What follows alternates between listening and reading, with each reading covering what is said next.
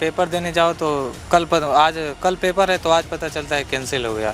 फिर हम तो वहाँ चले जाते हैं ना, फिर बहुत दिक्कत होता है आने जाने में भी, बहुत सारी समस्याओं का सामना करना पड़ता है। तो सुधार करना चाहिए जो भी है।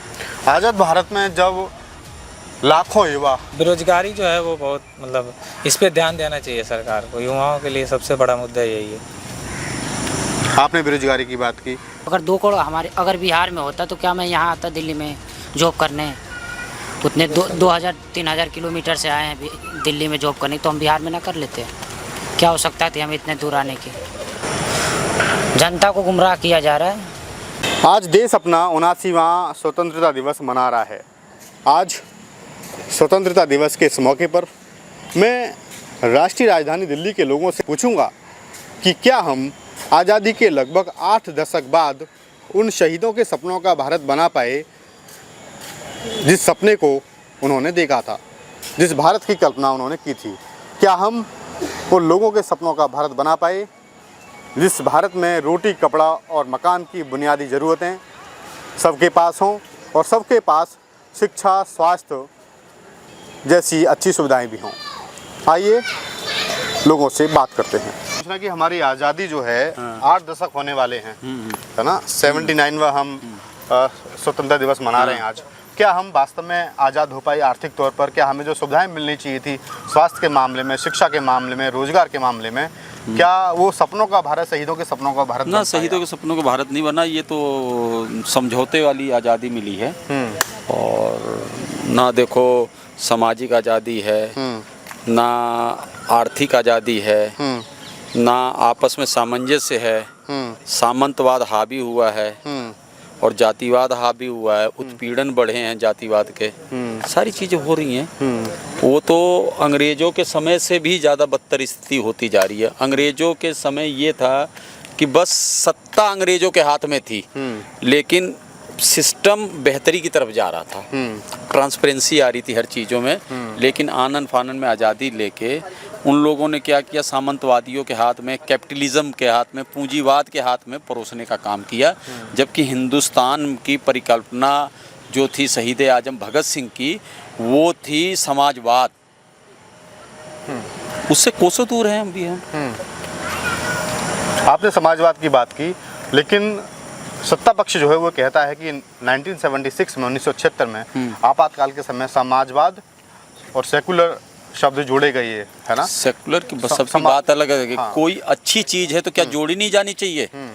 कोई अच्छी चीज़ पूर्व में हमसे रह गई है, एक लाइन, एक कोमा, तो जोड़ी नहीं जानी चाहिए। ये भी तो जोड़ने की कोशिश कर रहे हैं। मेरा दूसरा सवाल आपसे ये है कि आपने बात करी समाजवाद की, क्या महिला सुरक्षा के मामले पर हम आधी आबादी को वो सुरक्षा दे पाई जिसकी वो हकदार है? क्या उसको उतनी हक दे पाई? नहीं, देखो हमारे देश की और राजनीतिक और सामाजिक पृष्ठभूमि भूल जाइए।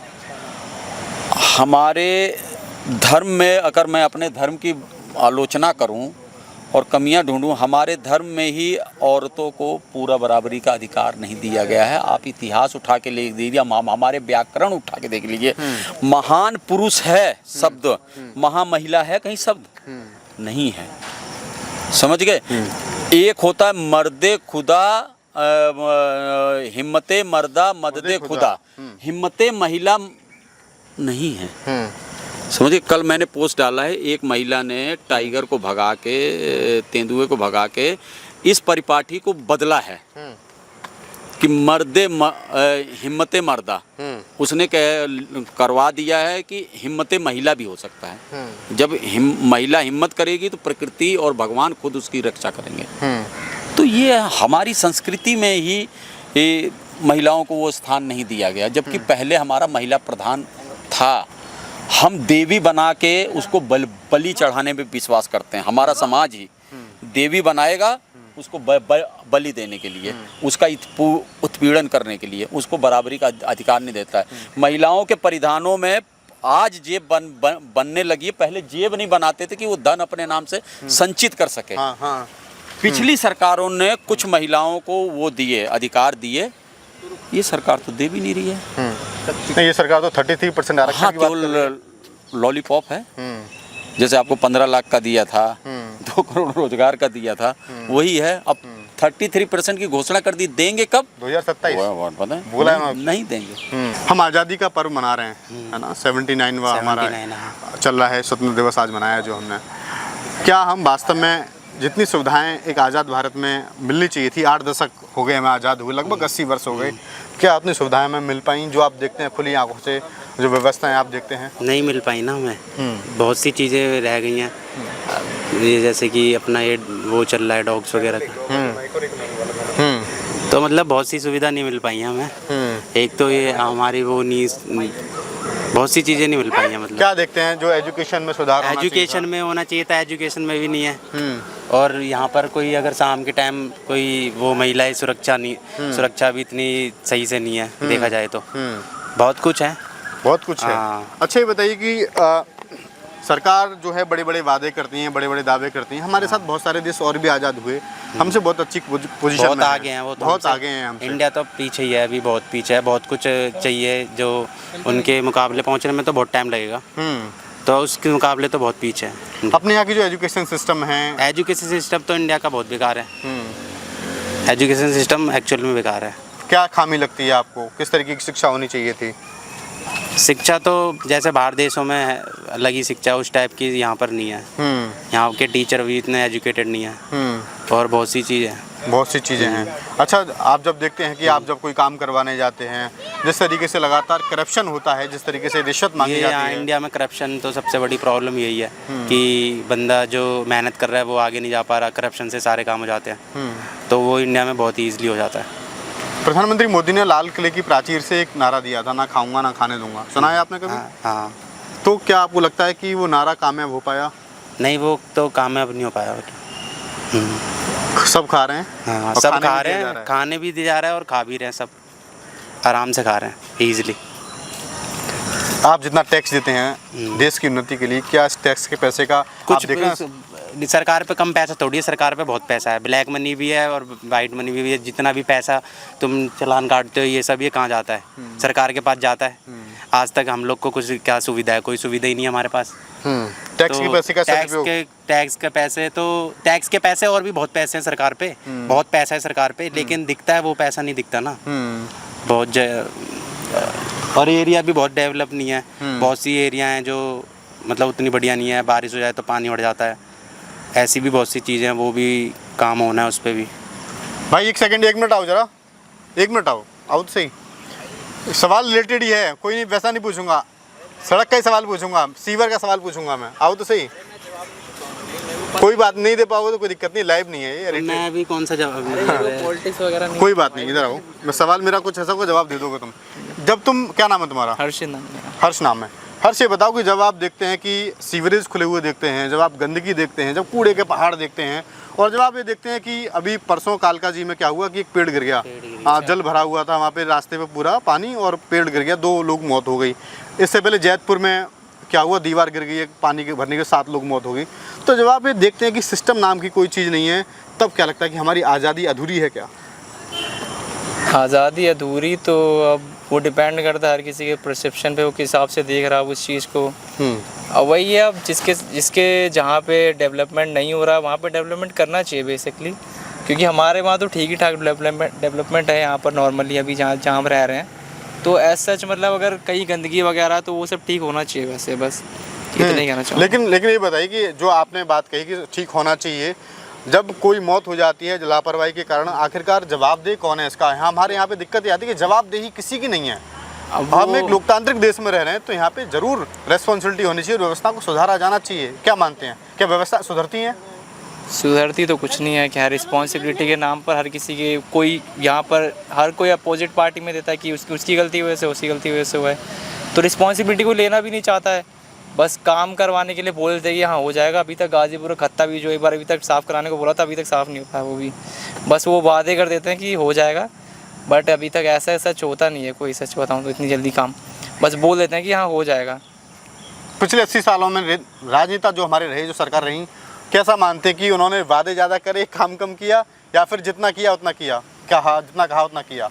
काम तो हुआ है, क्या देश तो डेवलप हो रहा है, अब धीमे धीमे ही होगा ऐसे सच, क्योंकि डेवलपिंग कंट्री है, इतना ज़्यादातर पर करप्शन बहुत ज़्यादा है यार इस देश में। अभी नॉर्मली करप्शन थोड़ा कम हो रहा है क्योंकि पेमेंट वगैरह डिजिटली हो रही है ना काफ़ी, तो पहले कैश से होता था, तो उसकी वजह से जो ब्लैक मनी था ना उसमें थोड़ी सी रुकावट आई है, बट अब धीमे धीमे हो रहा है। छोटा कमेंट आप दोनों सुनूंगा, आपके सपनों का भारत कैसा होना चाहिए? भारत तो महान ही होना चाहिए, मतलब कि एकदम लोकतंत्र होना चाहिए बिल्कुल। अभी भी लोकतंत्र है, मतलब पूरा, मतलब कि बहुत सारे राइट है नहीं लोगों को जो करने के लिए अभी, तो वो भी होना चाहिए। ज़्यादातर लोगों को अपने राइट होने चाहिए। अपने ज़्यादातर लोगों को ना अपने राइट ही नहीं पता है कि हम ऐसा कर सकते हैं कि पुलिस हमसे फालतू बोल रही है, तो किसी चीज़ को लेके लोगों को अपने राइट ही नहीं पता है, तो उसको लेके भी होना चाहिए। लोगों को समझ होनी चाहिए अपने राइट के बारे में कि वो किस तरह अपने राइट का यूज़ कर सकते हैं। आपके सपनों का भारत कैसा होना चाहिए?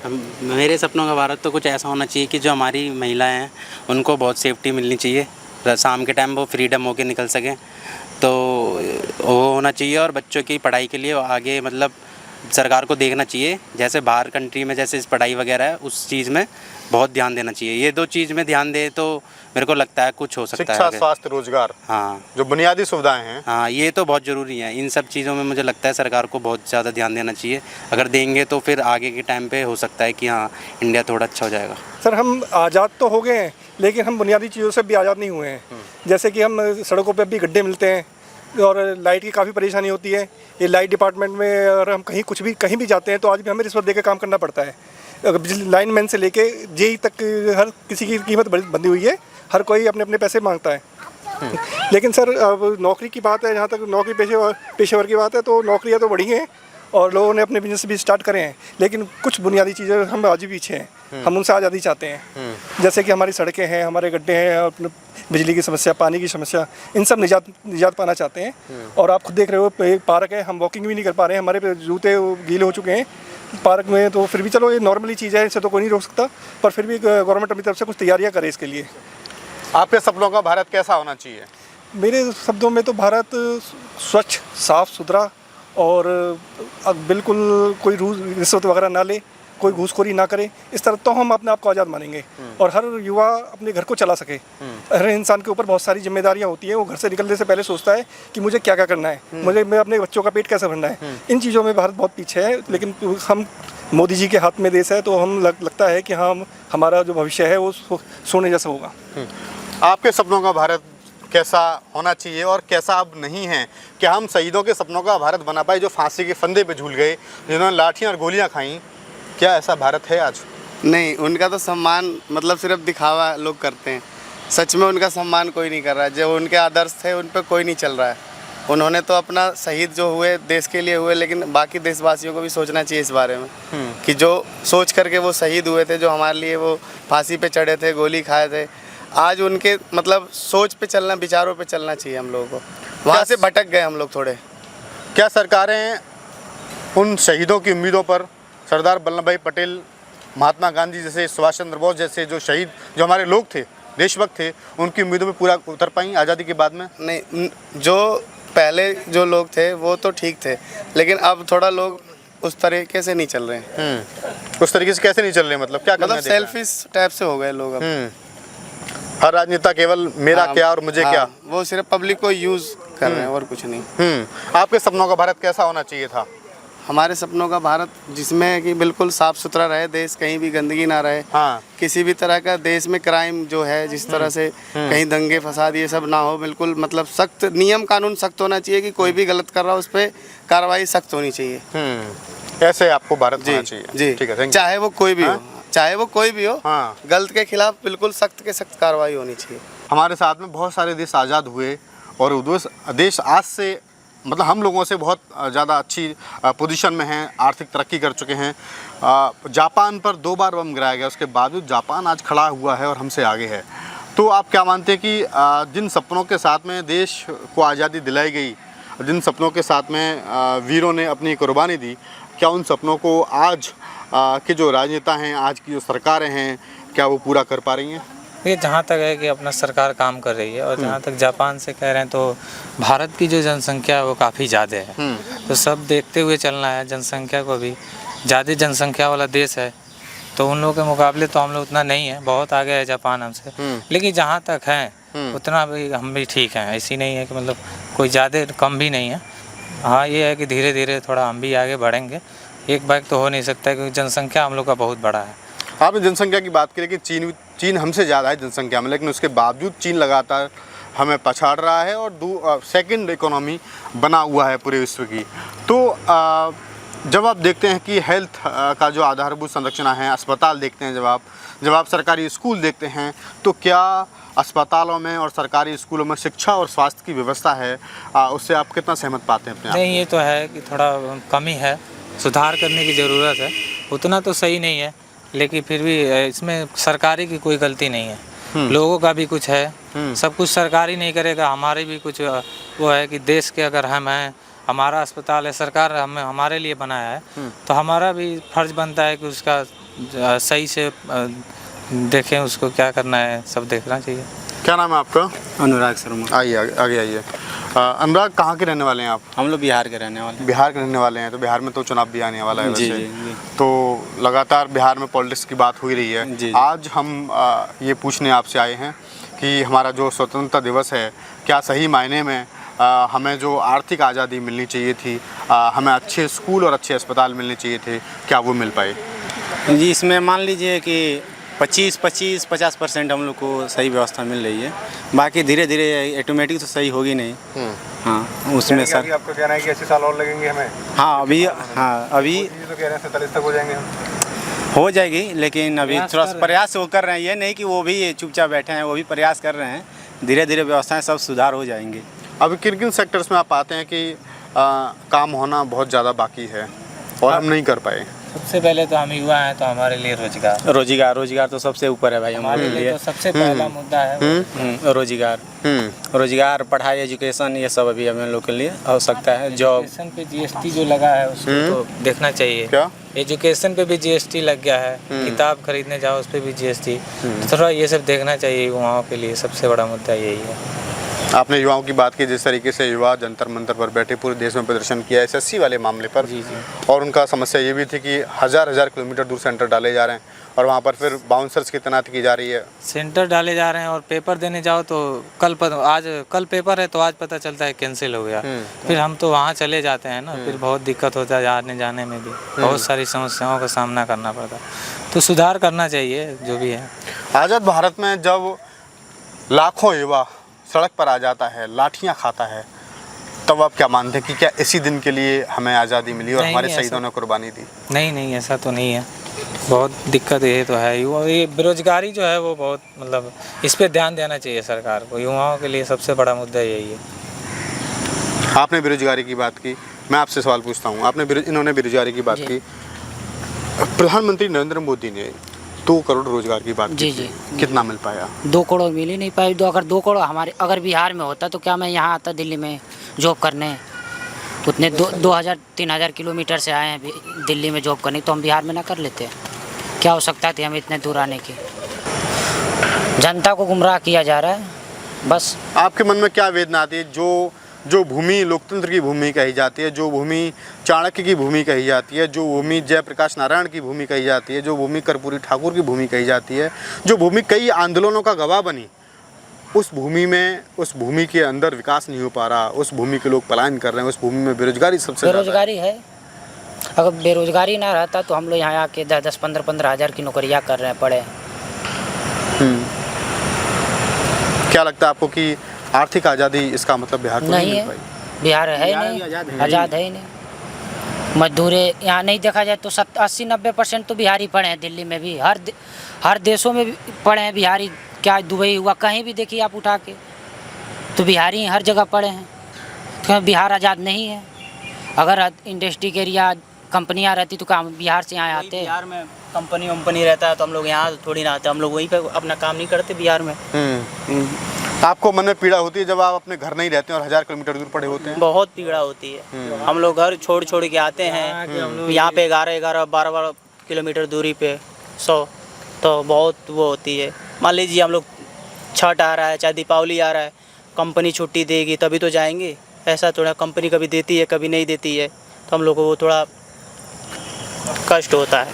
तो देखा आपने कि जो यूथ है उसका मानना यही है कि शिक्षा, स्वास्थ्य, रोजगार जैसी बुनियादी जो सुविधाएं हैं उनको अच्छा किया जाना चाहिए, जो कि अभी बुरी हालत में है। और कहीं ना कहीं जब कोई दुर्घटना घटित होती है, जब आम टैक्स पेयर के पैसे का दुरुपयोग होता है, तब उसके लिए किसी न किसी को जवाबदेह भी ठहराया जाना चाहिए।